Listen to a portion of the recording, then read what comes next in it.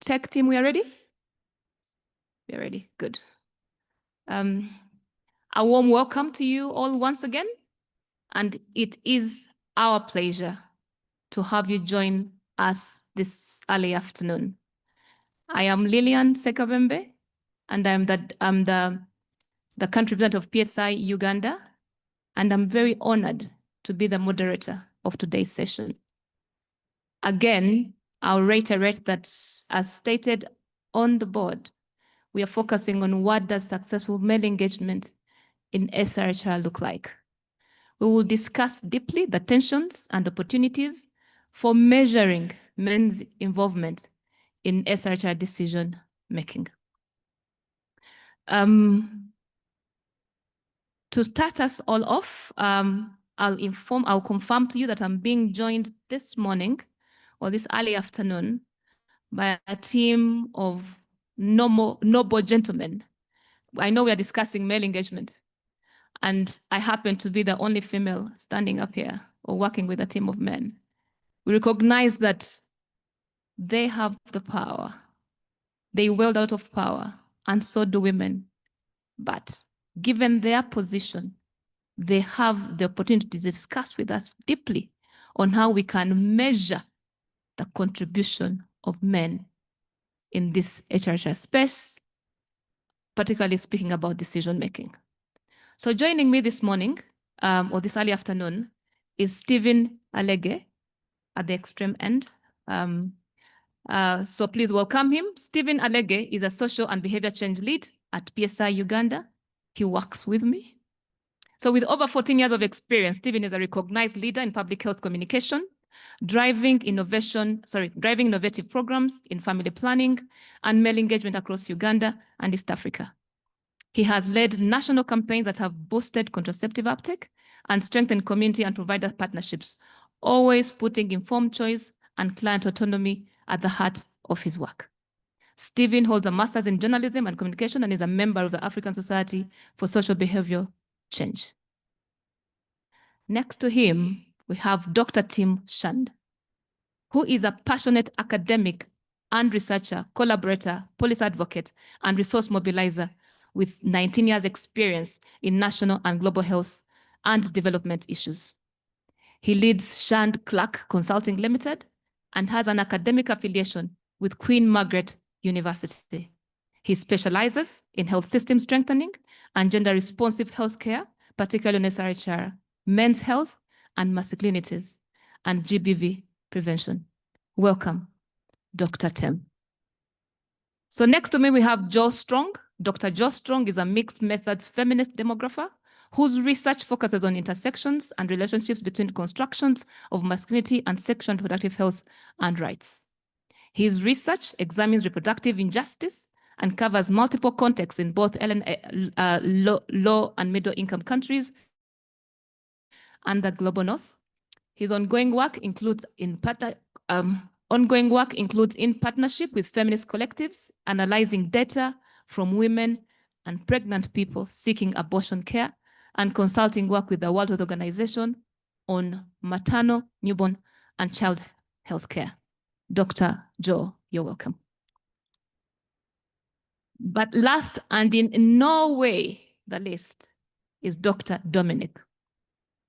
Dr. Dominic is a community psychologist who works on global public health topics, including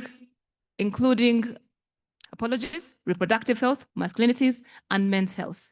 He has served in technical leadership roles with USAID, Breakthrough Action, and the Male Engagement Task Force.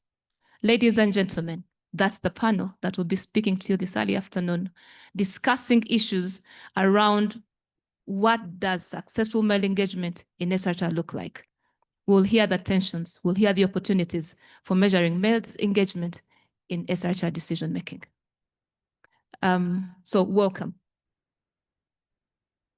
So before we deeply engage in this conversation, would like to hear from you, and we'll take a poll. I'm unable to see so allow me to turn on the board with you and read. So based on the SRH male engagement interventions that you have seen, that we have all seen or heard about, by a show of hands, we need to hear or we need to know what you believe. Have they produced a positive impact overall? By a show of hands. Great. Robin, if you don't mind, turn to the crowd and see what are they saying. How many of us are saying it's positive? Positive impact. That's a huge number. That's majority would say. But again, we need to hear from ourselves. How many of us think it has had a harmful effect overall? Great. Silence. No hand up. But some of us could be unsure because not all of us put up our hands the first time. Unsure, neither. Yes, we have some people. Interesting, at the back. We are not sure whether it's harmful, whether it's positive. I think that sets the pace as we get into the next session. I'm hoping that from the research that we're going to hear and the implementation that has been done, we'll be able to understand or learn more and be able to make a decision and know either we are black or white. And if we are still gray, then what does it take to improve this? Everybody, you're welcome. We're happy to see you coming. This is all our room, but because we're speaking from the front, I invite you all to come to the front. Members walking in, we're happy to see you. Please come up. Please come up. And be ready to enjoy the session. So to start us off, will be Dr. Dominic. Dr. Dominic is going to speak to us about gender transformation in male engagement curricula. And we're hoping that we'll be able to get the takeaways from the Breakthrough Action Male Engagement Compendium that he has ably been part of. Dr. Dominic, you're very welcome.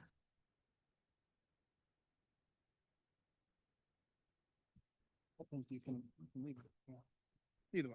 Thank you for coming today. This is great to see everyone here. It's my pleasure to be presenting.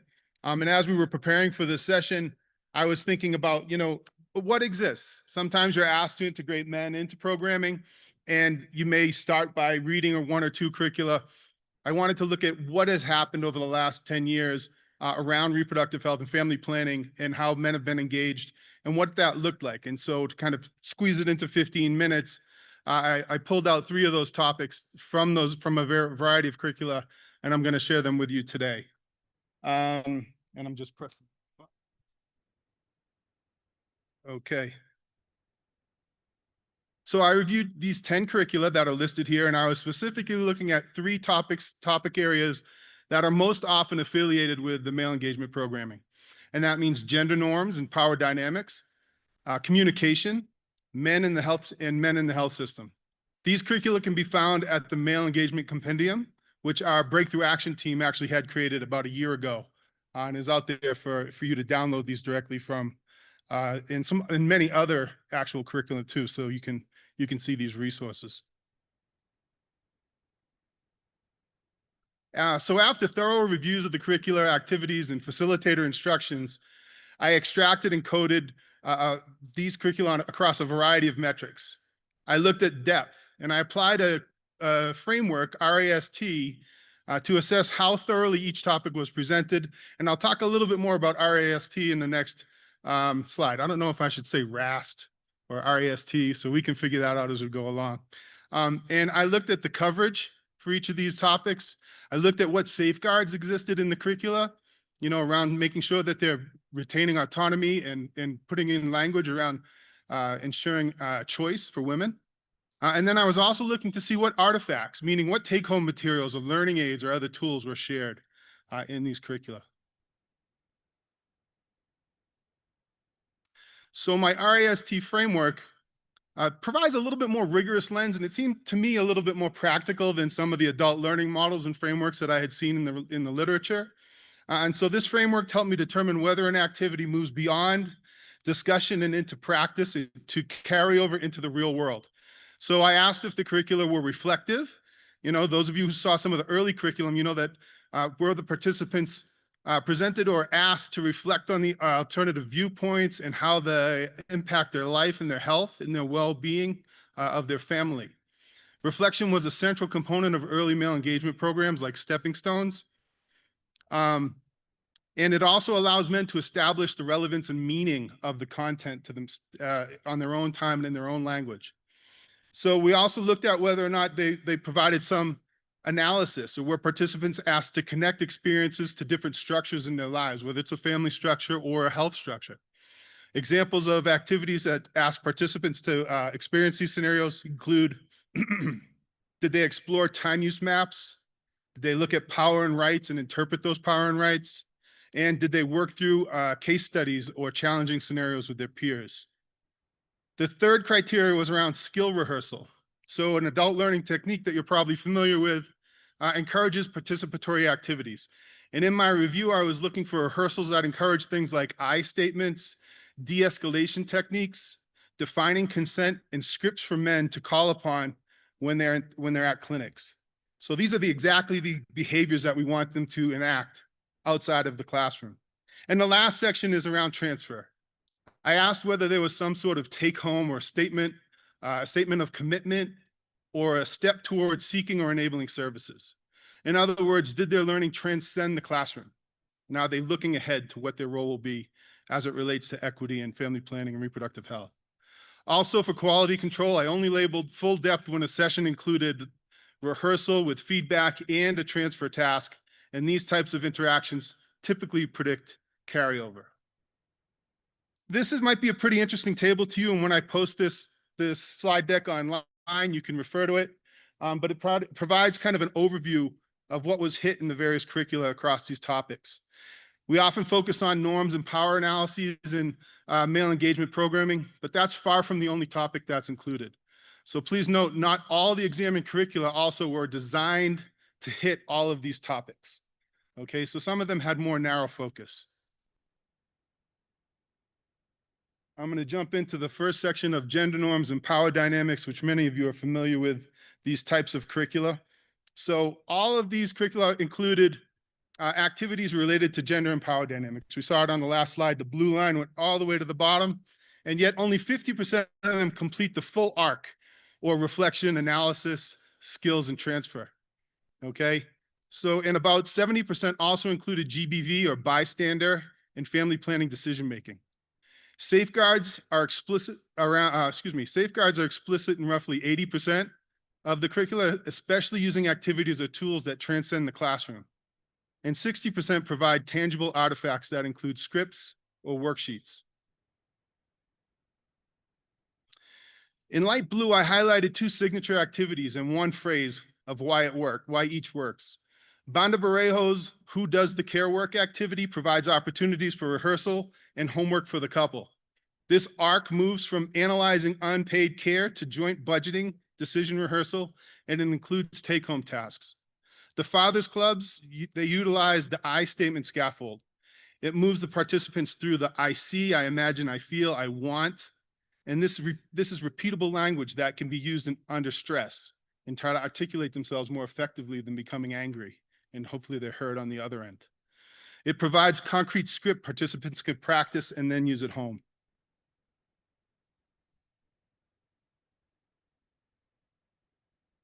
To implement activities related to gender and power, you need a small but complete bundle. Okay, you also need a facilitator who can run role plays and manage a conversation about de-escalation in these tense situations. This means the facilitator needs to be credible to the men. And this is a theme throughout all of the curricula and all the different topic areas.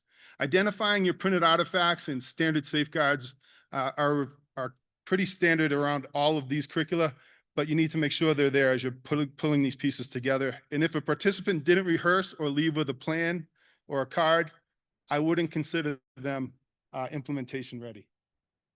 All right, the next section is communication. And as you know, this is a well-established space in the topic of male engagement.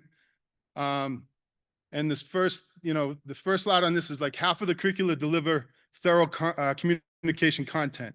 And slightly less than half include some form of or activity that transfers this skill to other contexts. The four most prominent communication skills included our I statements, conflict de-escalation, and assertive return, family planning, condom dialogue, and consent or bystander work. Also, the safeguards are present in most of these curricula. So they're giving them context and knowledge around like when they're overstepping boundaries in communication. And there are also, there are more skills that are present in time as more time is spent on this topic. So some curricula spend a lot of time around communication, several sessions or time with the participants. Others a lot less. I highlighted two, which are Manhood 2.0 and the Journey curricula. In Manhood 2.0, consent and condom negotiation activity provides a great example of modeling language. So the modeling language or scripting is really important for these interventions to stick. And while the Journey curricula, it focuses more on listening skills. So one of the activities is listening only homework.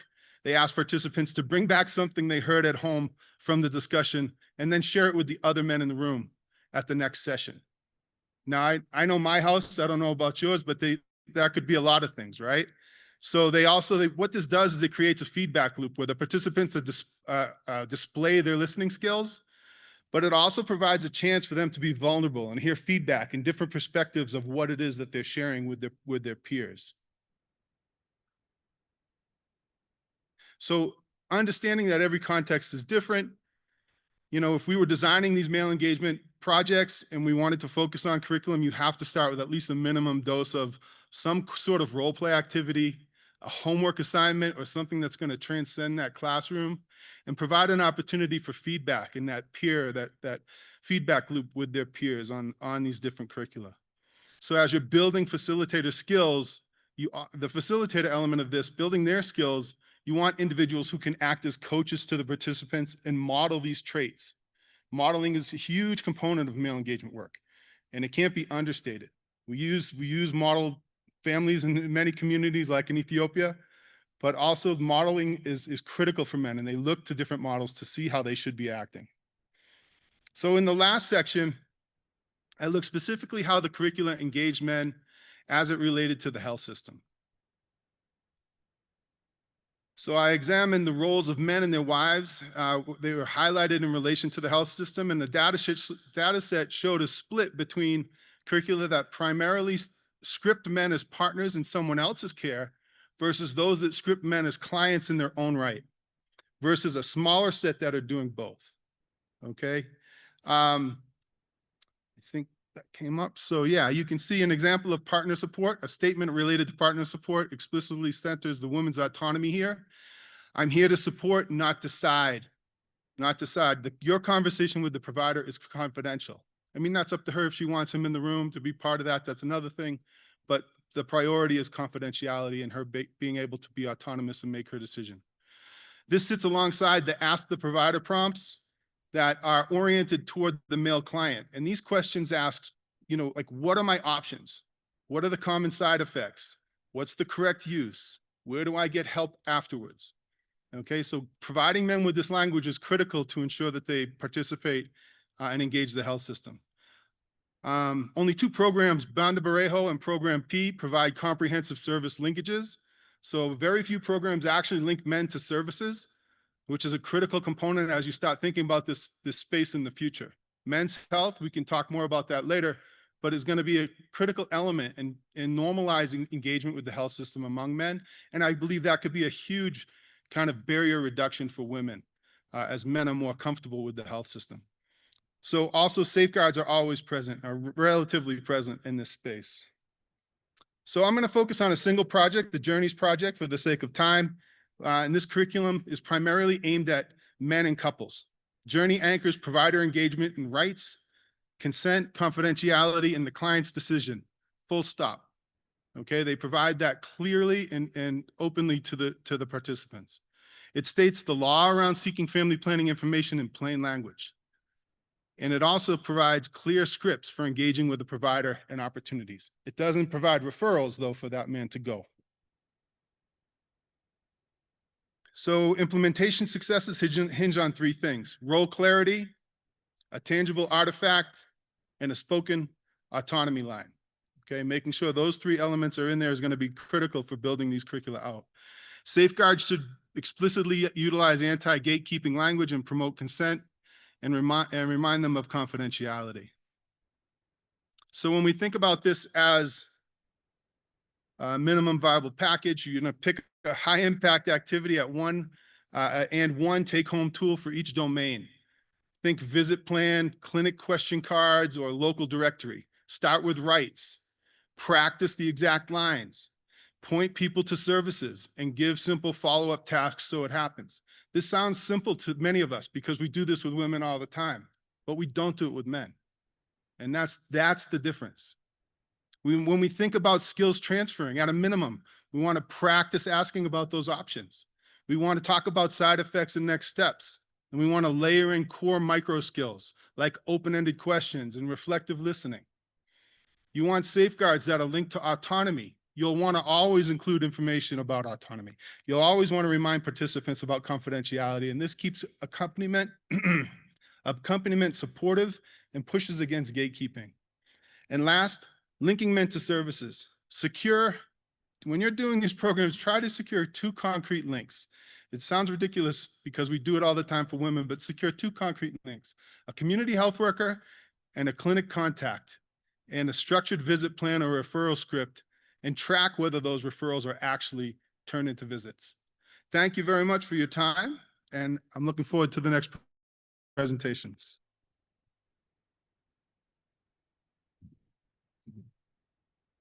Thank you very much, Dr. Dominic. And as he spoke, I continue to reflect deeply on the purpose of our panel today. For the sake of members who joined us late, our panel is focusing on what does successful male engagement in SRH look like. We're discussing the tensions and opportunities for measuring men's involvement in SRH decision-making. We know that men's involvement in SRH is a complex and contentious component of our work, and presenting tensions and opportunities is critical for us to understand. We know that joint decision-making between male and female partners and non-concrete about SRH topics such as FP are always linked with contraceptive uptake and continuation.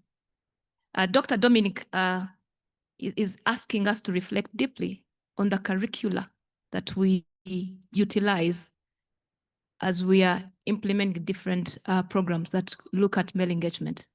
He has reminded us about the opportunities and even the trends that exist when we develop this curriculum. I know as governments, we tend to put together, even WHO or even the health system, we tend to put together curricula, but how deep are they? How do they reach who they're supposed to reach? Are we actually able to measure the success of what we're doing? So Dr. Dominic is inciting us to think deeply about that. And so he speaks about the gender power, the communication. We call ourselves communicators. How well are we communicating to reach that male so that they can communicate right and we can see an impact when it comes to improvement of uptake of FP and even the involved power dynamics. So he's inciting us. I asked at the beginning that how many of us believe that whatever we've been doing has had a positive impact? Nearly all of us put up, but we had some people saying we don't know or we're unsure. So from his presentation, I think we begin to question ourselves. If we are unsure, then what is it that needs to be addressed? So after Dr. Dominic, we are going to have we're going to have Dr. Joe come in and speak to, again, what does success look like in male engagement? He will further examine critically the politics of data. So Dr. Joe, you're welcome.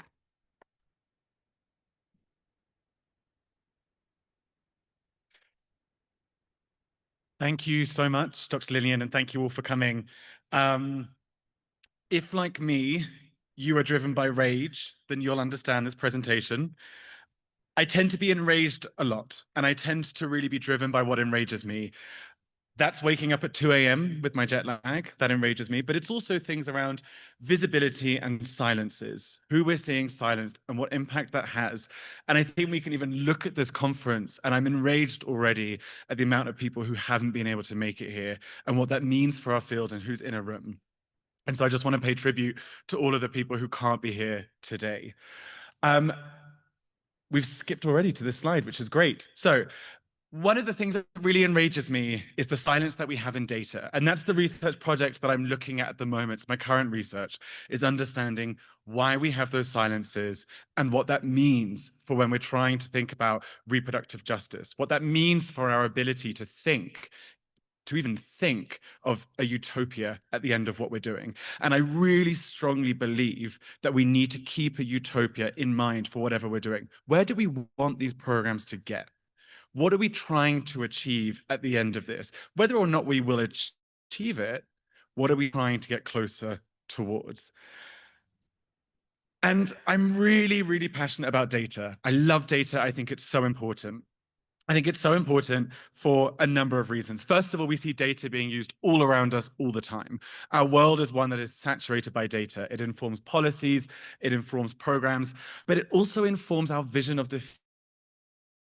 We can learn about based on the data that we're looking at, the type of indicators, the type of measures. What does that tell us about what future we're trying to create? And this is what I mean by when I say data are hugely important in world making. Data don't just describe the world around us, they make it. And you only have to look at binary gender categories, binary sex categories, categories around racialization and ethnicity, that they create those things. They do not describe things that naturally occur, they create them.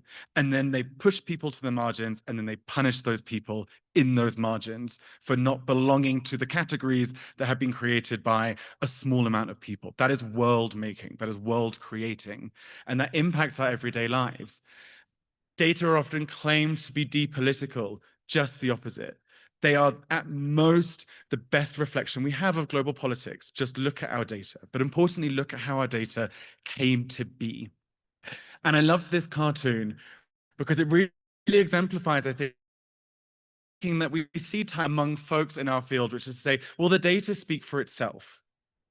But data don't speak for themselves. They're interpreted.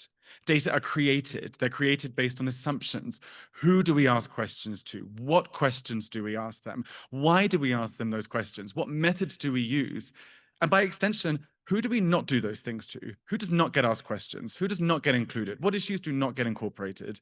Data don't speak for themselves. They are spliced and diced and interpreted. And that's really what I want to talk a lot about today. So some of you might be thinking like, yeah, fine, but why do we care about men, data, and SRHR? I'm drawing in this presentation on a series of interviews, over 60 interviews that I've done so far for this project. I'm drawing on key stakeholders in global health, SRHR, and data to talk about the politics of data. And I really like these two quotes because I think we get the first one where it's really clear that data and outcomes are massively important for what we're thinking about. And it's really clear that there's some issues that we need to grapple with around male engagement. What does success actually look like? What are the outcomes?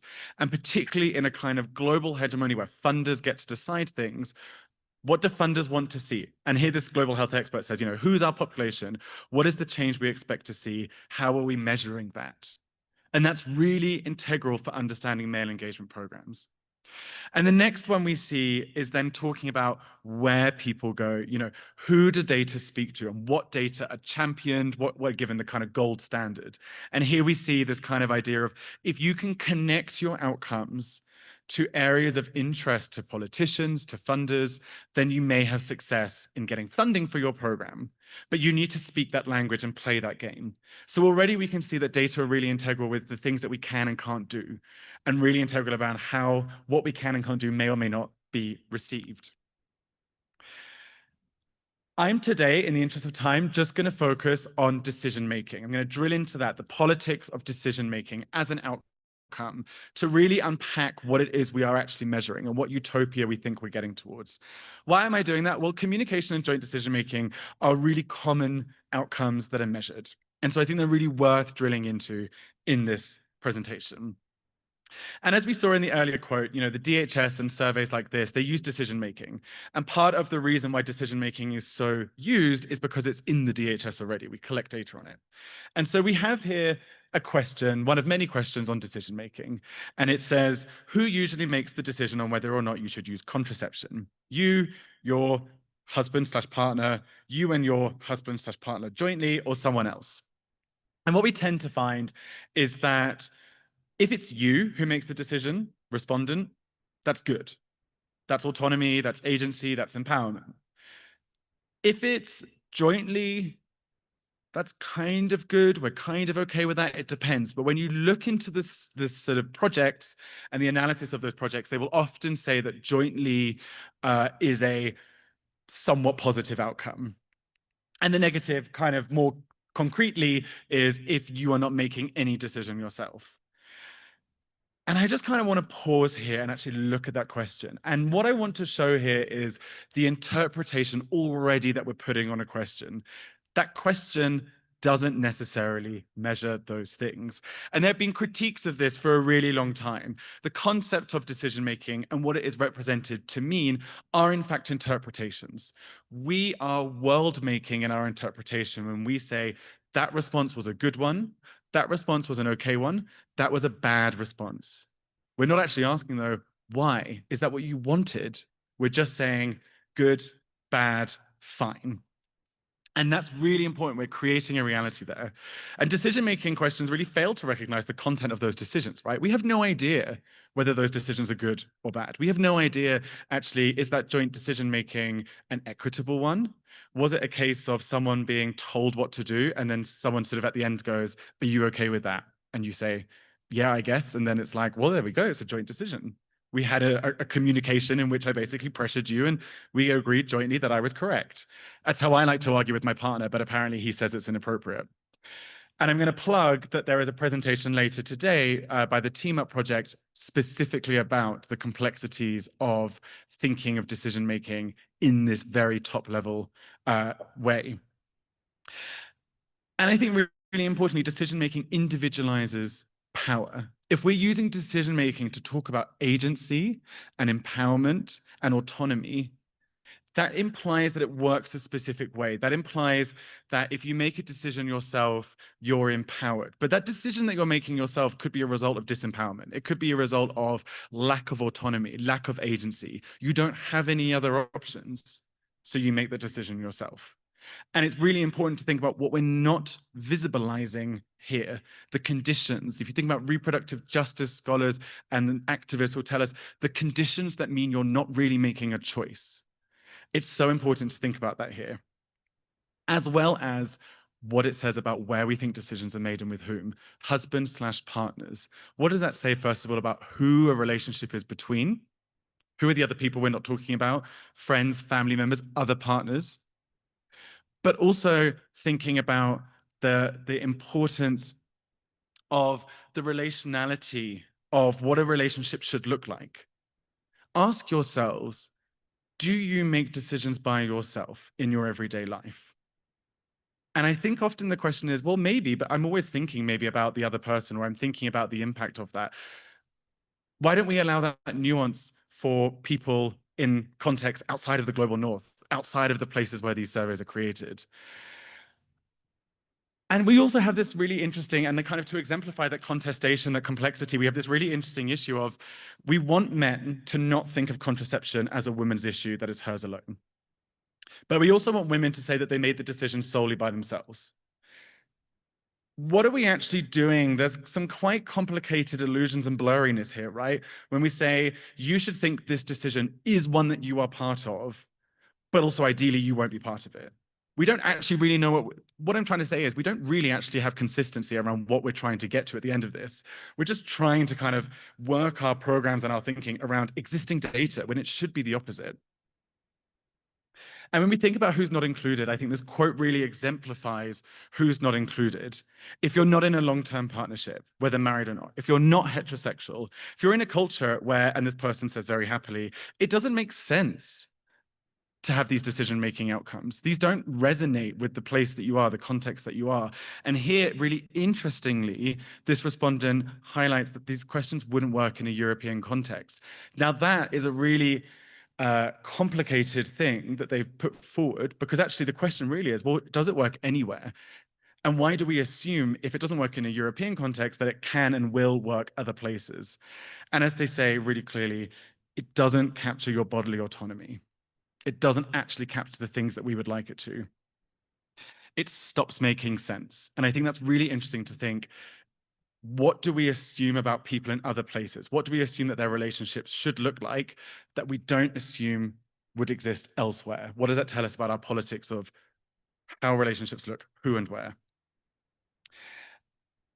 And yet we still see it. There's all these critiques, and yet we still see this measure existing. So why? Why do we still see this? We even see in the promotion of these measurements acknowledgement that we don't actually know what these measurements are capturing, but we still want to see them in the outcomes. And that's to do with the politics of data. Decision-making is in the SDGs. Decision-making is a measure of universal SRHR in the SDGs. It's used as a measure of autonomy. It's already a major then lightning rod for funders, for politicians to cling to. And I want to kind of point here again to another person I spoke to who said, it's the best we've got. We had to do it. It was a compromise. It's the best thing we had. The issue of not choosing this was that we risked losing that SDG altogether. So we had to just pick something that got us as close as possible.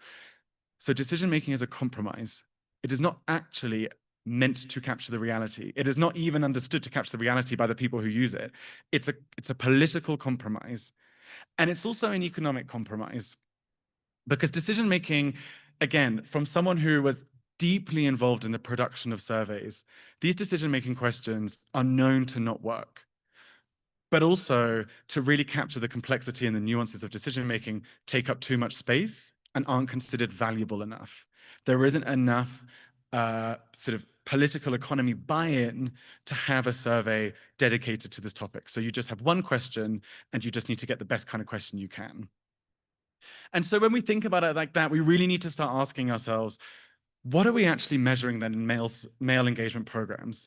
We're not measuring realities of autonomy. We're not measuring something productive that's going towards agency and empowerment. What we're actually measuring is an indicator that was the product of politics, the product of economies, but not the product of radical utopia thinking about where we would like to see people. And I think it's really, really important that we understand that our data and our outcomes are tethered to these politics when we use them, and think about how we deconstruct that. How do we move away from being curtailed and contained by the data that we have and the outcomes that we think we need, to thinking more radically about what we would like to see at the end of it? I think that's really, really important in the politics of decision-making, in the politics of who then gets silenced. These indicators don't work for women. They don't work for men. They don't work for any persons of any gender. They work as a political measure at a high level in the United Nations and for funders. We need to question when we're creating male engagement programs going through. We decry that this is a nascent field, but its nascency is its strength. Let's embed in male engagement and in gender engagement programs, let's embed the politics of utopia thinking, of justice, of thinking about what would we like this program to see? What kind of gender justice do we want to see? What are the outcomes that will get us closer to that? And let's work to those outcomes and think about that and push funders and push governments to understand that these are actually going to be potentially really harmful for women. They're not going to work for men. And they're going to potentially, in fact, limit and undermine a lot of what we're thinking in our work. And so that's kind of what I wanted to talk about today. And that's really what enrages me, is the politics of data still remain invisible. And if it remains invisible, we risk, with the best intentions, doing harm. We risk creating silences, continuing silences, burdening women, making their relationships look a certain way, making their lives look a certain way. And that is not what we should be doing. We should be liberating and thinking and liberating and liberational thinking. So thank you very much. I'm so looking forward to what comes next, because I know it connects with what Tim Shand is going to be presenting. And thank you all so much for coming to this session today.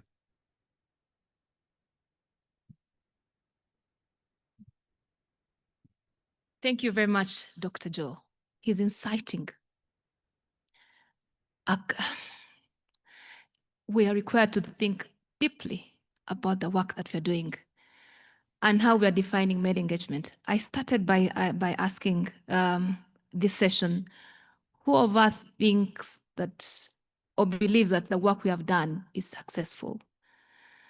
And if allowed, one of the plausible responses of people putting up their hands was based on the fact that we have responded to those indicators that were selected at that political level, as Dr. Joe has defined.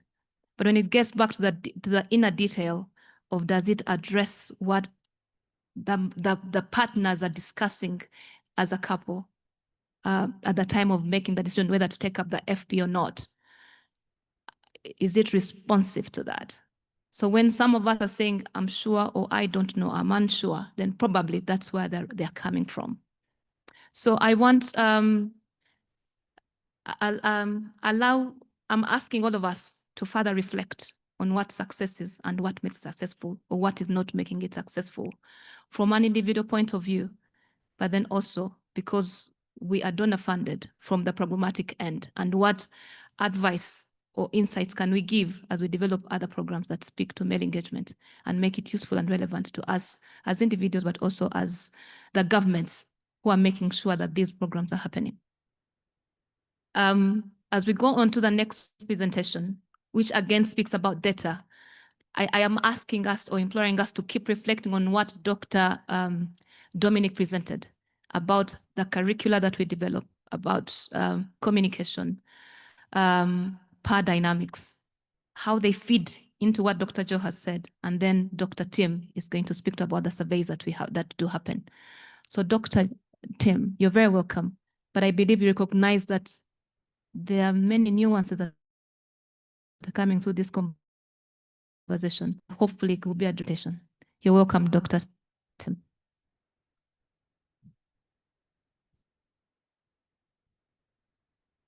Thank you very much, Dr. Lillian, and thank you to PSI. It's such a pleasure it's such a great session and conversation we're having, and so thrilled to share the floor with these other wonderful individuals. So thanks for being with us. I'm going to build on a comment that was made at the plenary this morning around the fact that if we collect data on something, then it's surely because we believe it's important in our work. And therefore, the corollary of that is if we don't collect data on certain things, then it's potentially unimportant. And what are the conceptual kind of assumptions and gaps around that, particularly in relation to family planning and population-based surveys? Last year, I co-authored a global analysis of looking at the extent to which policies regionally and internationally on sexual and reproductive health focused on this topic, male involvement or men's own sexual and reproductive health needs. And if you're interested, a little plug, the link is at the bottom. And we found overall a significant gap across sexual health and reproductive health in terms of looking at men's engagement and men's own health issues. The other thing that we found was that only 14% of those policies included sex disaggregated data.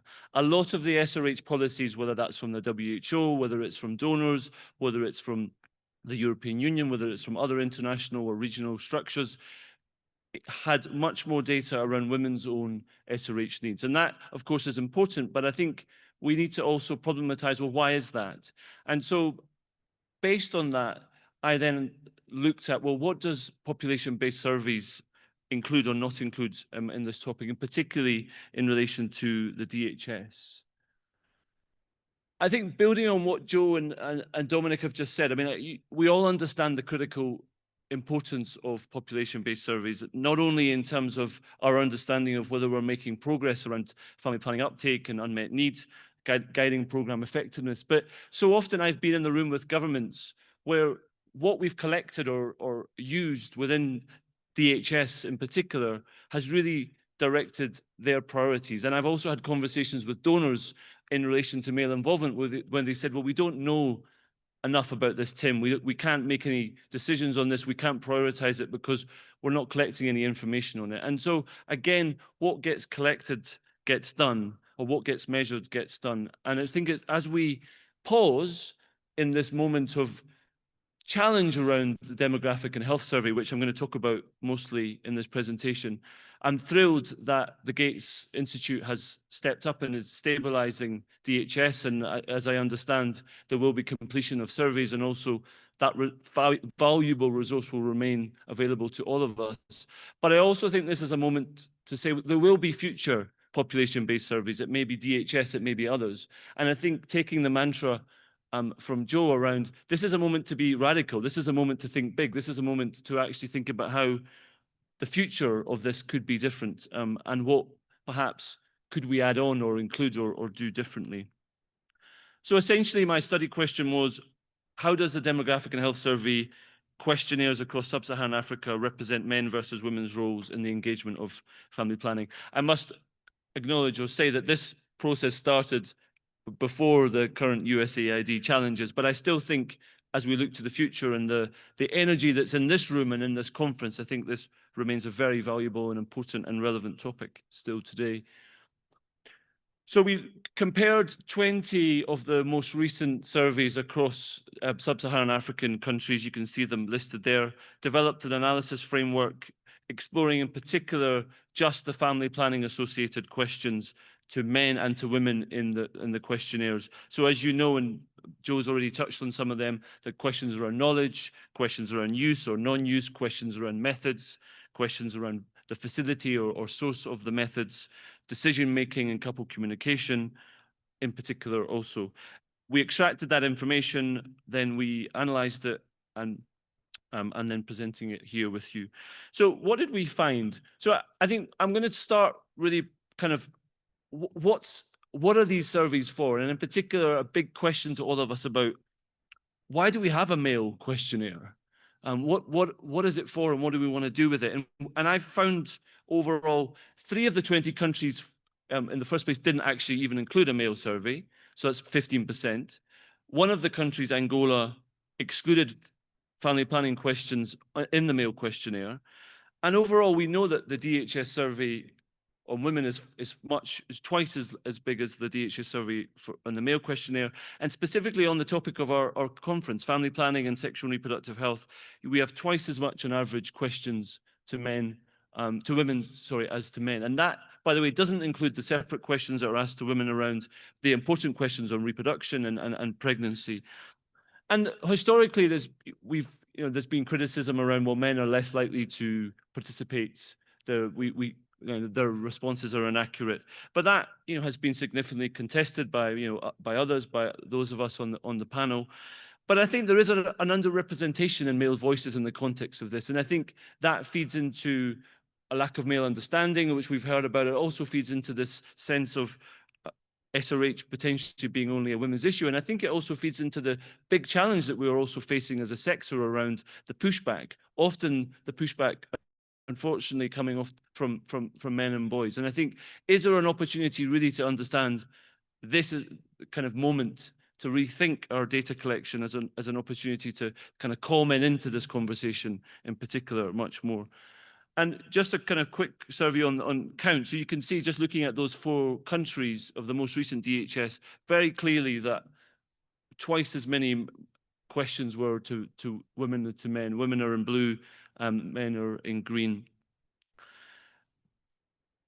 The politics of knowledge and data collection, as Joe has said, also really frames the kind of the unspoken assumption around who is an FP or SRH kind of user or kind of target. And there's a clear strand running through the DHS questionnaires around SRH effectively being framed as a women's issue. So if you take even the fact that the questions to women on family planning are comprehensive, and they're in particular in the contraception section where women are asked, like, around knowledge, use, behaviors. In the contraceptive section in the men's questionnaire, men are only asked really around their knowledge of methods and a question around condom use typically. And men are then asked more questions around condom use or sometimes around family planning more broadly in the sexual activity section. So immediately you have a framing of family planning as this is a contraceptive issue for women in relationships, but it's a sexual activity issue for men, particularly in last sex, as I'll talk about on the next slide. Also, in terms of what we then collect and use as data globally, men are never asked the question of current or ever use of contraception. They're only ever asked about last use. And we know that current or ever use is critical to contraceptive prevalence rate, to unmet needs, and therefore we can't make kind of broader assumptions about men's use or behaviors because we don't ask them those questions. And I think what we're trying to do in this conversation is kind of, problematize how we could better think about male involvement. And I think we know from many of the data collection and activities that we've been involved in and others, that an instrumental approach, which is effectively the key approach running through DHS to male engagement, doesn't work as effectively as one that really tries to speak to men's own lives, men's own SRH. And there is nothing in the current DHS survey that thinks of men really as sexual and reproductive health beings in their own right, as well as in relationship to others, and whether that's also thinking about their own needs around infertility, sexual dysfunction, reproductive cancers. None of those are collected currently. And that leads to a lack of overall male perspectives. And it also, I think, doesn't heed the call or men's changing behaviors around the fact they want to be more involved. So, unsurprisingly, therefore, as mentioned, DHS doesn't really see men as contraceptive users, I would argue.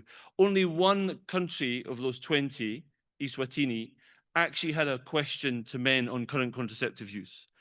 That same analogous question to women existed in every of the 20 countries.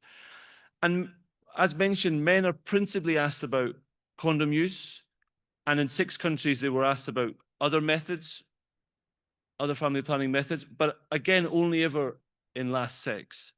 Women, in comparison, are asked, rightly so, about all the different methods. And, I was speaking to FP 2030 yesterday around their data collection processes, and how they understand, as we know, men's FP use is based on the question asked to women about FP use.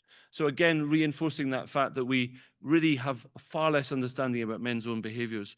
And I think we have an effective method that hasn't been sufficiently scaled up in vasectomy. We have an opportunity within a survey such as DHS actually to drill down about what's going on something like male sterilization, and we don't take that opportunity. We miss the opportunity really to help to understand how we can have greater progress on male methods. And the only male method that can both prevent pregnancy and prevent disease, the condom, but most of the time in DHS, as you may know, the focus is on the male condom rather than the female condom, although some surveys do talk about both. But we really position the condom within DHS as something that's about disease prevention, not as something that is about actually pregnancy prevention also, particularly in relationships. I want to talk now about decision-making. I think really kind of building on what Joe has just presented to us. And, I'm not going to repeat the question in DHS that he really nicely kind of summarized, but I think a couple of things which are interesting to add on to what Joe said. Firstly, we only ask this question about decision-making to women. Men are never asked the question about decision-making.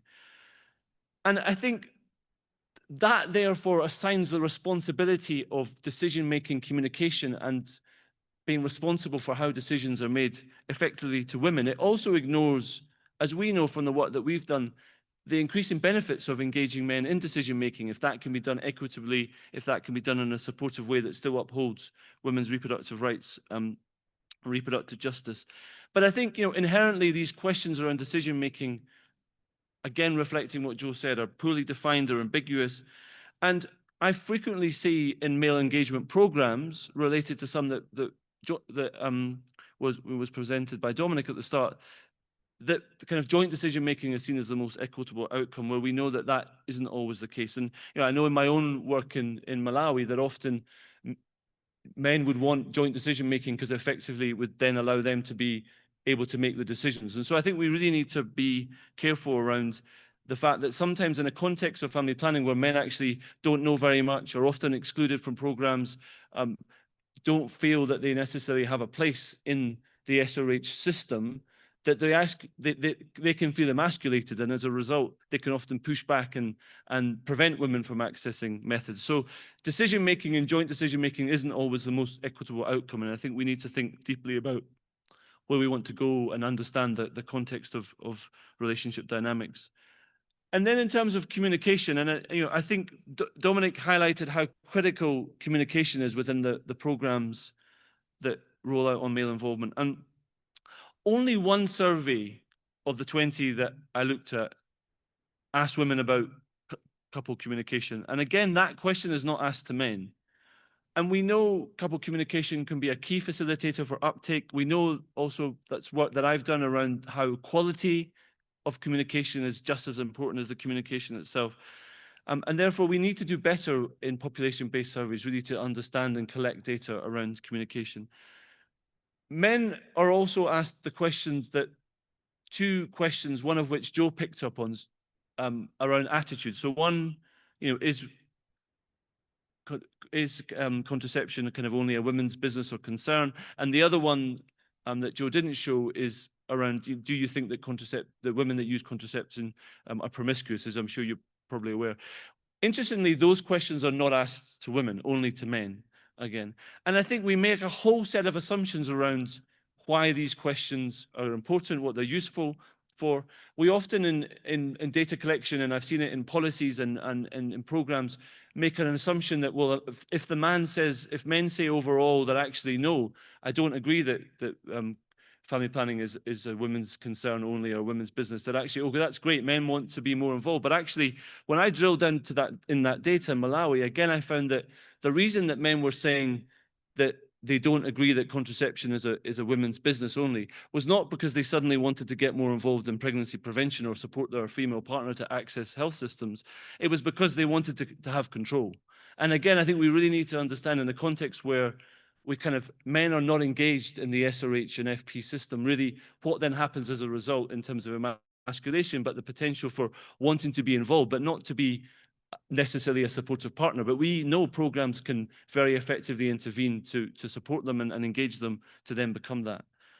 And lastly, just kind of picking up on like what we see as the overall reason why we do this work. And DHS, again, from my own experience in donor funding, donors want to see numbers. They want to see kind of uptake. And I know that we are struggling globally in terms of the reductions, and we have much further to go in terms of increasing contraceptive uptake for women and girls. We could do much more also if we looked at the other 50% of the population in terms of their potential of uptake.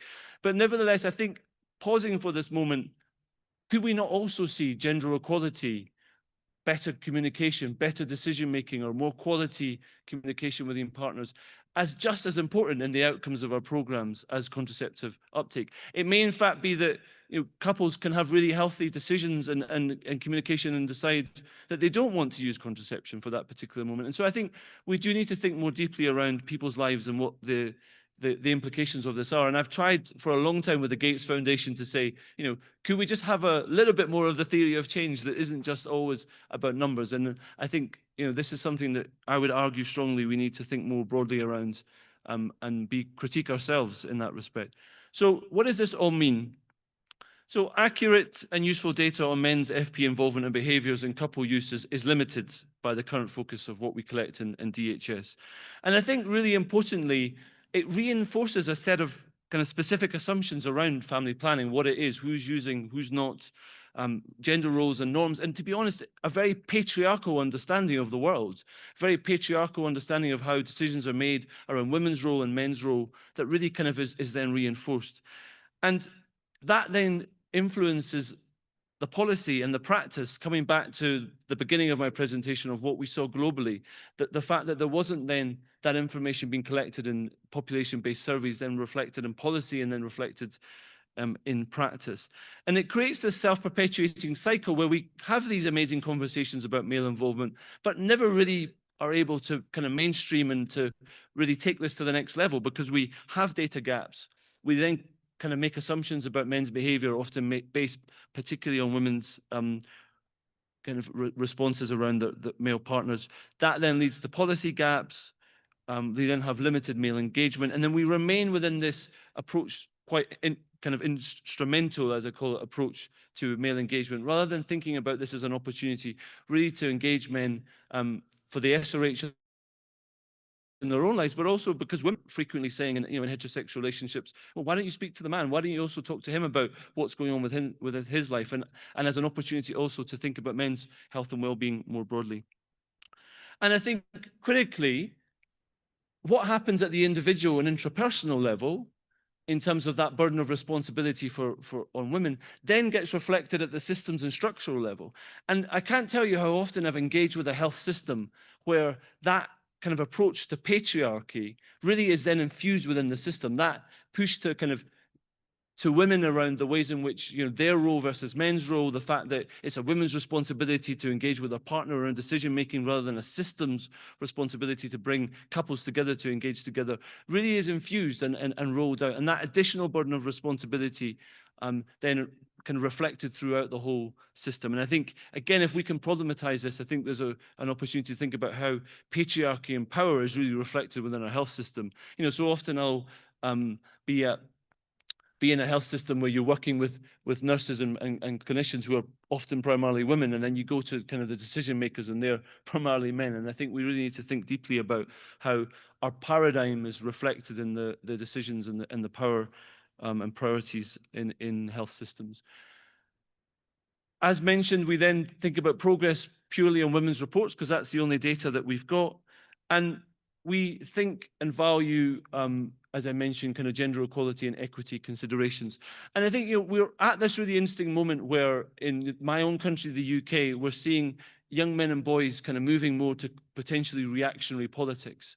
And I think, and we've seen what happened in the US in terms of the kind of increasing growth of kind of support amongst particularly kind of this population of men and boys who feel left behind. And I think this is an opportunity to think about male engagement, really to bridge that gap as an opportunity to think about men's own health and well-being, but also to do it on equitable terms, that it's also about women's rights, and not see the pushback as something that we need to engage with. We need to understand what's going on. We need to level with this pushback and try to, you know, engage and as I say, call men into the conversation. So lastly, kind of what does this all mean in terms of the kind of the future of population-based surveys? So we need a far greater volume and range of family planning questions on men as contraceptive users, including use of current methods. I'd love to see questions as if we are able to bring new male methods, also improve questions to men and women around FP decision-making and communication between couples, rethinking those attitude questions and again asking them to men and women, thinking about men's own SRH needs and what's going on in their own lives, both in terms of sexual health and reproductive health, and then better measurements of kind of that pathway, which isn't just about uptake, but is also about equality and power and rights. And then how do we think about, there will still be a DHS, let's hope, and what do we do with the modules? Can we update the modules? Can we change them? Can we help them to roll out? And can we make sure we have meaningful proportions of kind of men engaged as part of understanding? So thank you very much for the opportunity to be here. Thank you to my co-authors and to colleagues at Queen Margaret University. And just to say, we do have a global call to action on advancing men's SRHR. So if you are keen to get involved and support us, please come and talk to me. Thank you.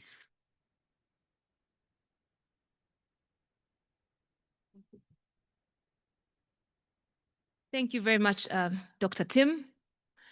As Dr. Tim spoke, I could see people's heads nodding in agreement to what was saying.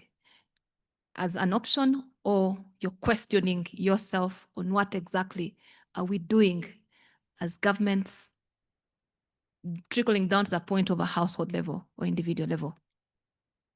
Dr. Tim speaks to very pertinent issues, and we begin to ask ourselves about the men's behavior when it comes to SRHR.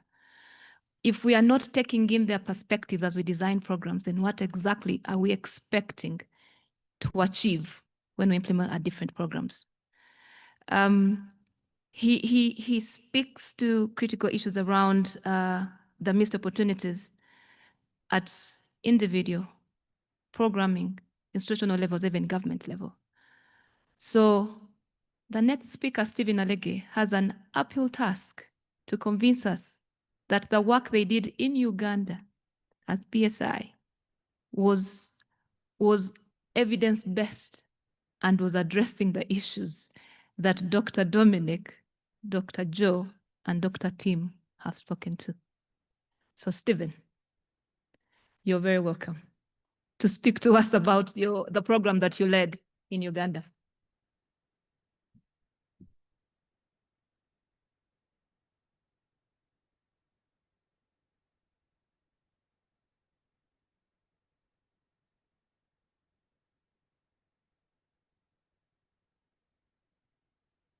Good afternoon once again. Thank you for taking time off to join us here. Indeed, Doctor, it's an uphill task because I see Doctor,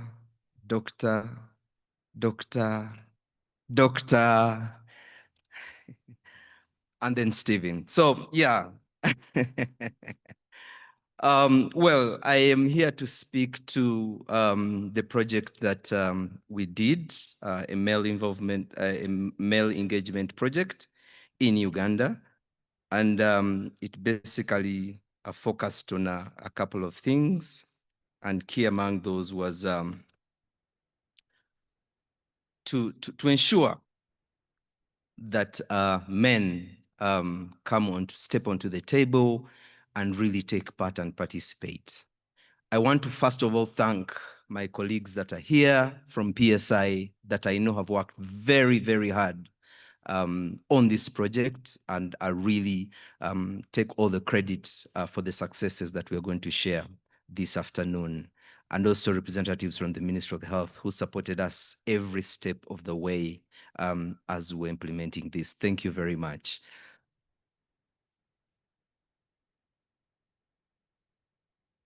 So, like we've spoken earlier, this project was basically aimed at ensuring that men are able to be active users of FP, but also partners that support their partners to really use contraception. In addition, like Dr. Tim Shand has really shared with us passionately, we could tell that men, when it came to FP, were clearly left out. They did not think that FP was their issue. As programmers, were not proactively planning, designing programs, trying to reach them and engaging them on these sexual reproductive health issues. So in Uganda, they basically felt it was the woman's issue, to the extent that when the community health workers came to the household and found the man first, they were quickly able to say, oh, welcome, please take a seat, wait, let me go and call her, or ask somebody to go and call the wife or the female partner to come and engage. It was not really their issue. And of course, that meant that they had very high misconceptions that would not really enable them, even if they wanted, to play a progressive role in using, but also supporting their partners on the contraception use journey. So we started off by trying to understand what exactly the context was. And this really meant that we had to sit with the men. And of course, we're looking at men between the ages of 20 to 30, but also community stakeholders and leaders to really get to the bottom of the situation and understand in a co-design process or session that took us quite a while, about 5 days, physical interactions, asking questions that really focused on issues around trust, autonomy, decision-making, and like Dominic did share with us, communication as well as a couple. And through this process, the men were able to come up with 12 prototypes that they felt would speak to them, were compelling enough, would motivate them to not only have progressive conversations with their partners, but also be active players and supporters of contraceptive use.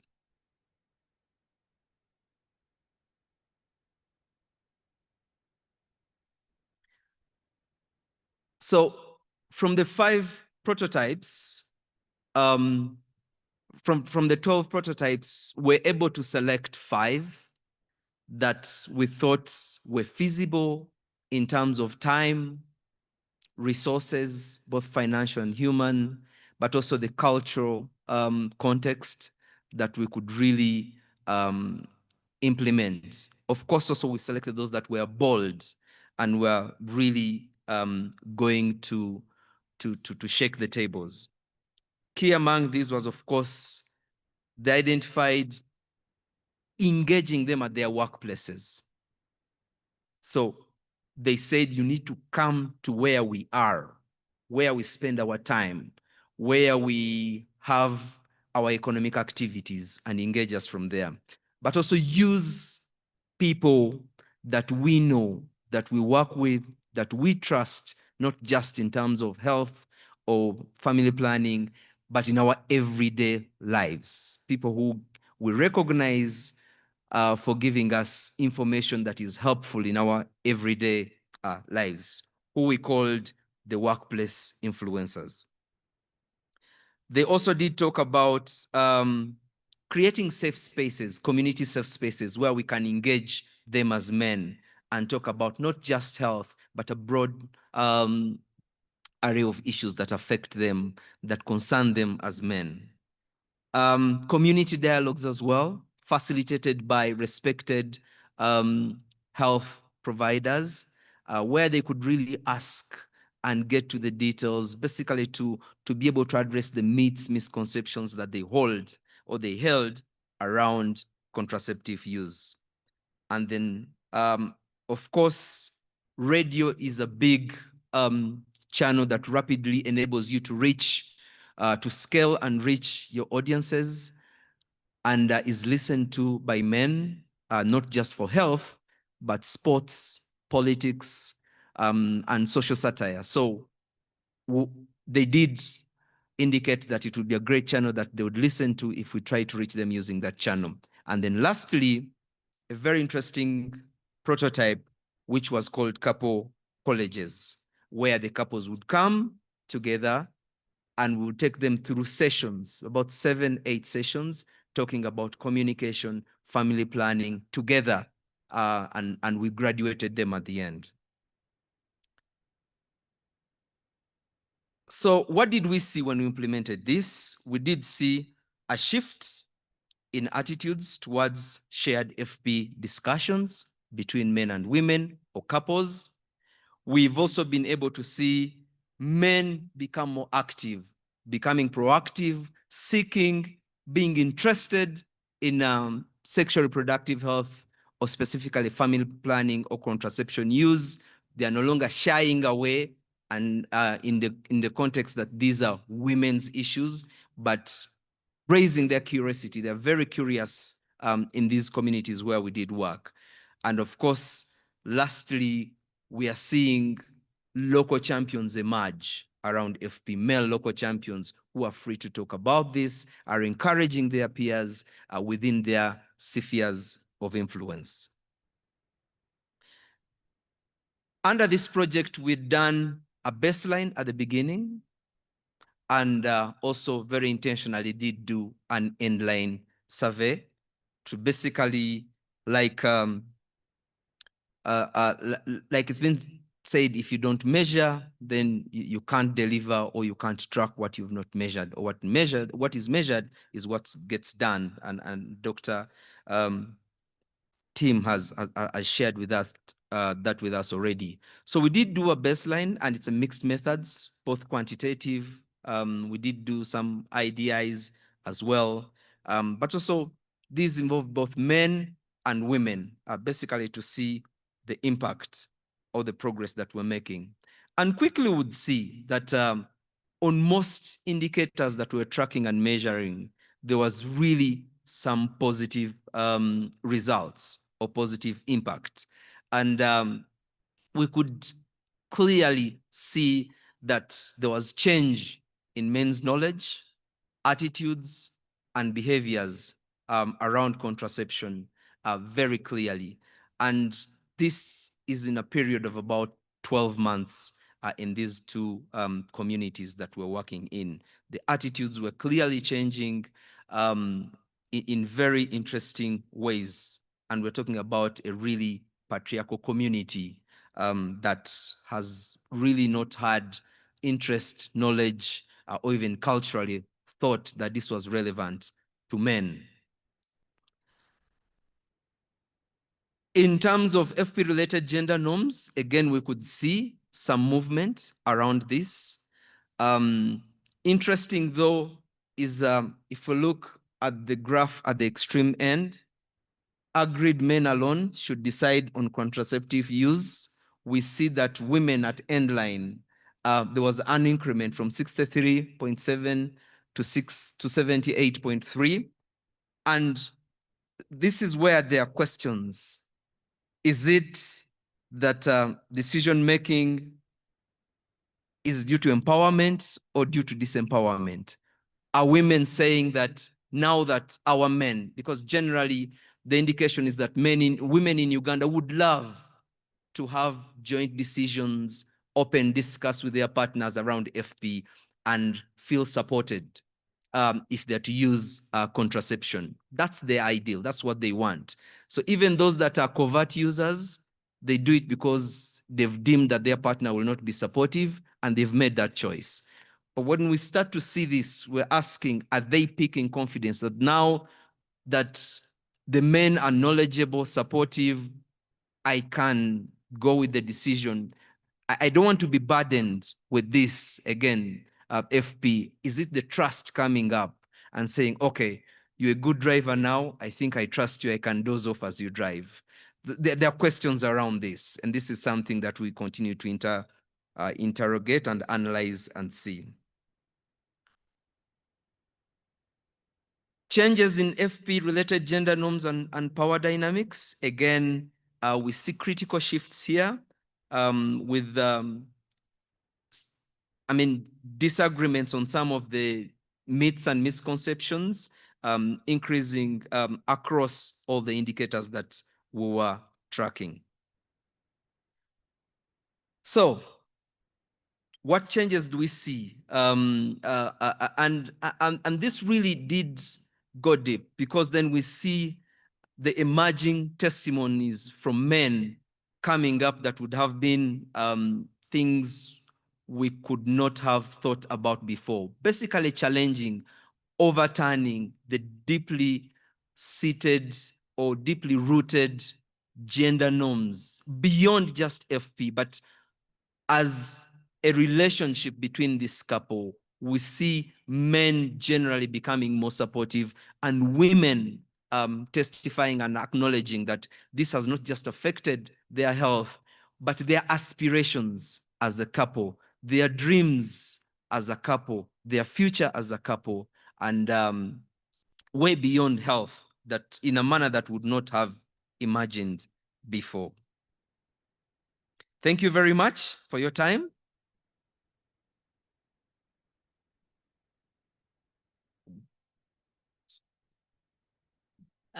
Thank you very much, Stephen. I think he deserves a louder hand clap. We should have ended our session about 7 minutes ago, but we began late, and the tech team advised that we could go until 1:40. So we are going to take advantage of that and try to quickly seek the questions from the audience and be able to wrap up as soon as possible. But my first question, before I open it to the audience, I wanted this to go to the fellow panelists of Stephen. As Stephen made his presentation, I kept looking at Dr. Joe and wondering, were you enraged as he made his presentation? Did you feel like he was addressing those critical issues that you keep saying as you carry on your work? But also, Dr. Dominic, in the curricula that Stephen utilized and the team to train the couple eventually, did it address some of the things that you're seeing in your research? Again, Dr. team, I know you look at the population-based surveys, and your presentation, you said you'd like to see an expansion in the questions that we put in the DHIS. You don't have to respond, but the points of reflection. So as you give your concluding remarks, these are points that you begin to ponder about as we design the different programs. So thank you very much, Stephen. But quickly, I'm asking the audience, do you have any questions or any points of reflection that you want us to be aware of as we close the session and take away? So we have Noha. We have at this table as well. We'll take those questions and then be able to conclude the session. So Thank go ahead. you. Hi, my name is Diana Hernandez. I'm a program advisor for Girls First Fund, a community-based, a financial donor that support community-based organization in the Dominican Republic. Right now, we are supporting a research to better understand the work with boys and men. And my first question is for you, Dominic, Dr. Dominic. How do we engage men as allies without making them the center again? And that is something that I see the philanthropic moving the needle and the need, to work more with boys and men. And I often questioning, these kind of things, how we keep also remember that girls and women still need the support. And my second question is for Dr. Joe. A lot of the changes we are seeing in the community are emotional and relational, and it's not always easy to measure. How we can make sure our data system reflect that kind of transformation too. Thank you very much. We'll take the next question. Next questions, we'll respond once we created all of them.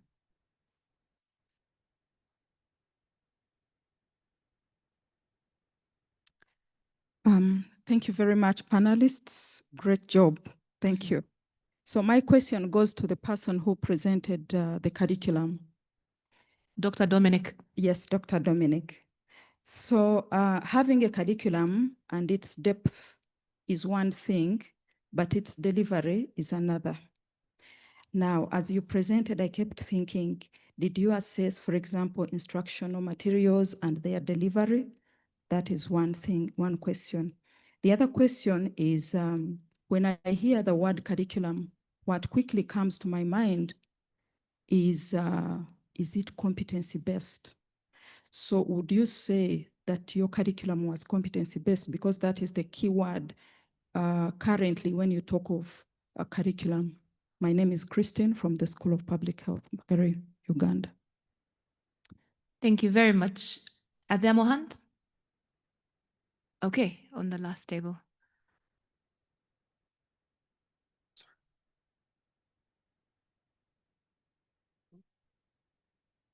Well, thank you very much. My name is Wilson Senyonya. I work with Oxfam in Uganda.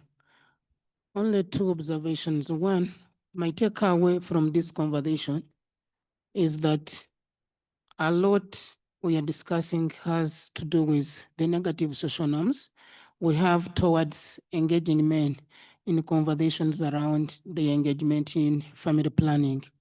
And my other observation, which is in form of a question, is not only to presenters, but to whoever is in this room. We have been doing something, but after hearing all the presentations, what is it at individual level are we going to do to change the way we have been doing things to make sure that there is male engagement right from the individual level, at our family level, community level, to make sure that men are part and parcel of these conversations, they are not left behind, so that we can be able to do without these negative social norms. Thank you.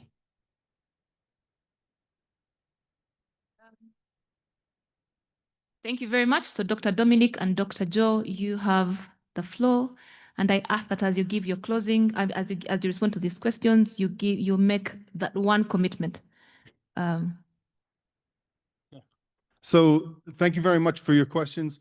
And talking about, I think a little bit of what you were saying, if I understood correctly, was talking about how do you work with boys and not undermine the growth, the development and the benefits for women that have already been established, or even undermine them moving forward.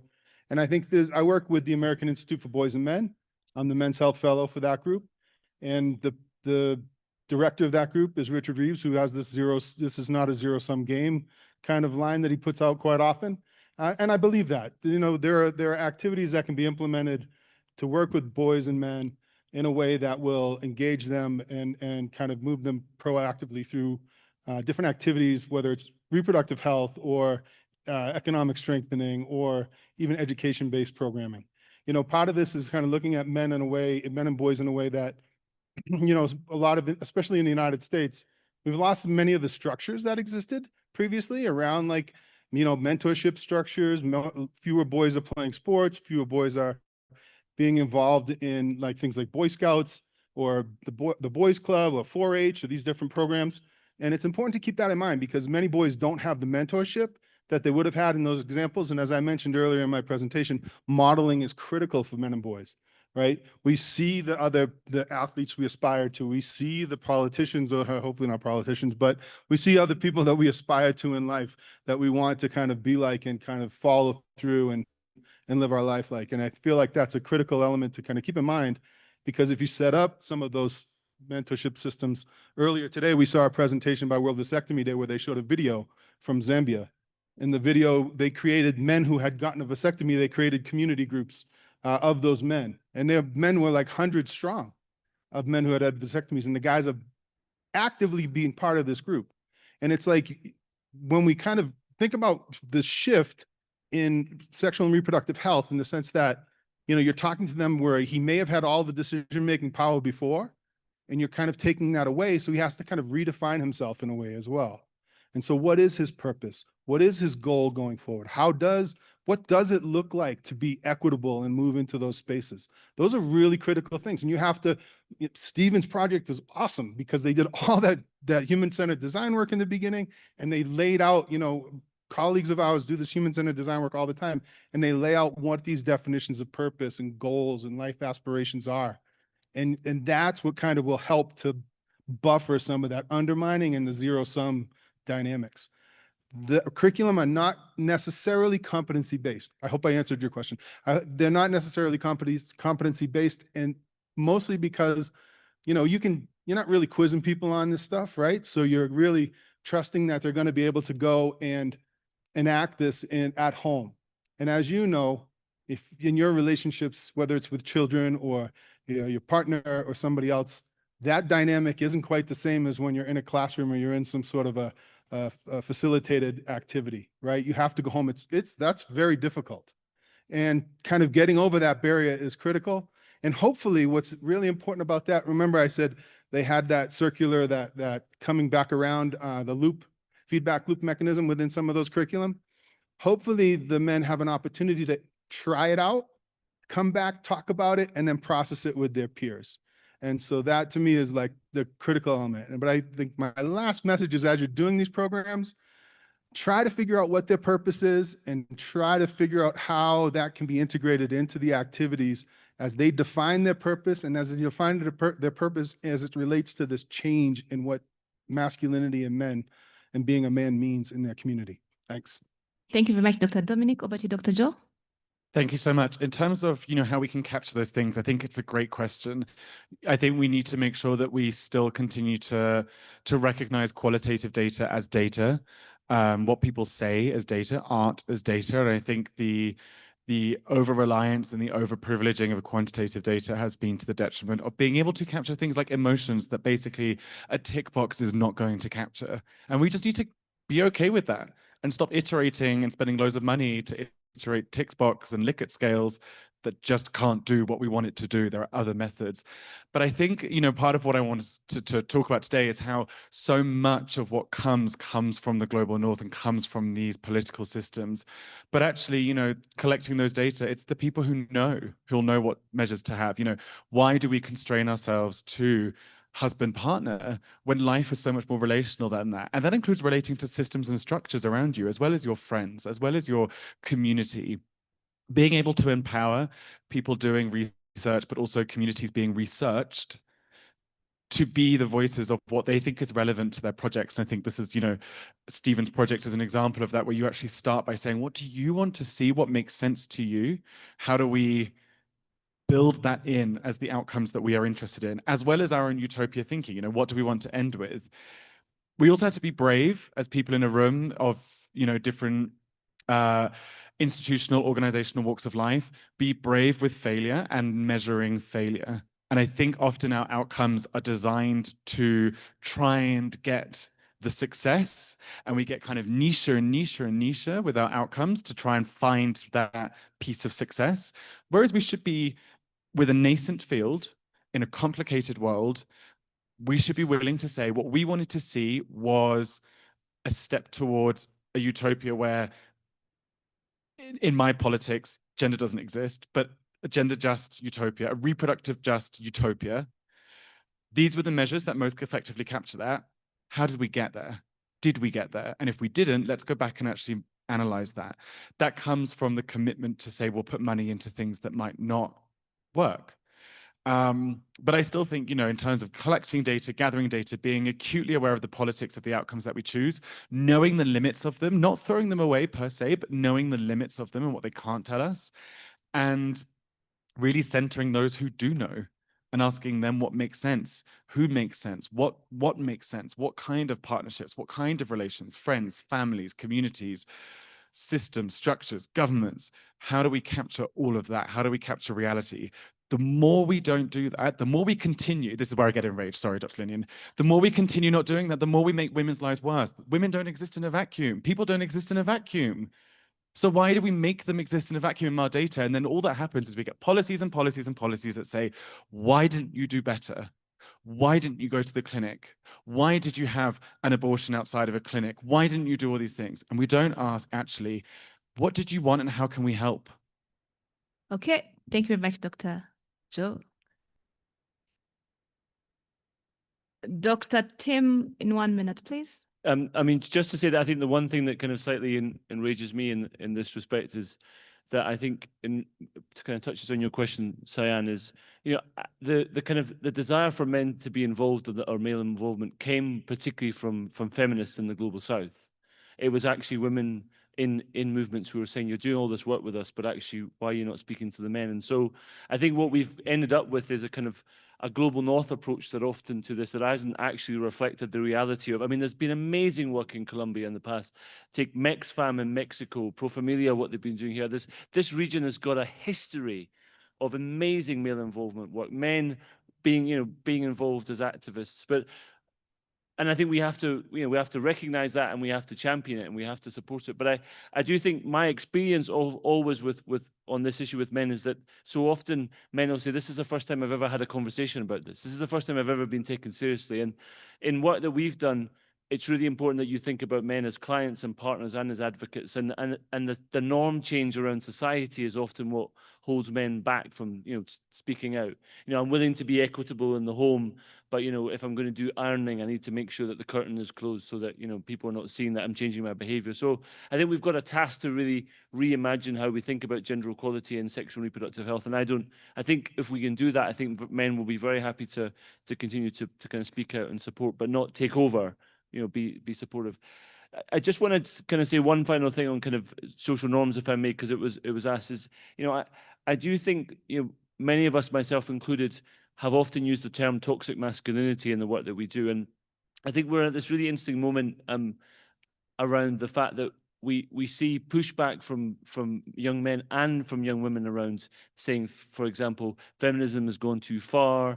We've not, kind of women's rights is not kind of being good for everyone, etc. And I think part of what's going on with young men is a feeling, at least in my own country, that there's something inherently bad now about being a young man. That there's something kind of and I think we really need to acknowledge that. We need to allow space to kind of really think about, well, what would it be like to be a more equitable man? How do we level with that? How do we understand that the voices that they're hearing from social media and otherwise are kind of reinforcing very traditional forms of masculinity?